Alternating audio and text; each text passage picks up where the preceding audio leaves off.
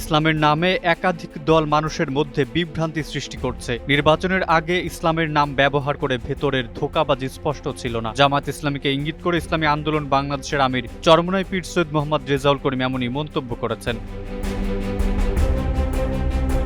20 জুলাই বিকেলের নারায়ণগঞ্জ শিল্পকলা একাডেমিতে ইসলামী আন্দোলন বাংলাদেশের নারায়ণগঞ্জ জেলা ও মহানগরের দ্বিবার্ষিক সম্মেলনে প্রধান অতিথির বক্তব্যে সব কথা বলেন দলের আমির সৈয়দ মোহাম্মদ রেজাউল করিম। তিনি বলেন, ইসলামের নামে অনেকগুলো দল একত্রে চলতে পারে না। এক ইসলাম আমি বলি, আরেকজন এক ইসলাম বলে। মানুষ যাবে কোথায়? ইসলামের নামে যে ভেতরে ধোঁকাবাজি, সেটা নির্বাচনের আগে স্পষ্ট ছিল না। রেজাউল করিম আরো দাবি করেন, ইসলামী আন্দোলন বাংলাদেশ ছাড়া অন্যরা ইসলামের নাম ব্যবহার করলেও নিজেদের প্রকৃত ইসলামী দল হিসেবে পরিচয় দেওয়ার নৈতিকতার ভিত্তি নেই।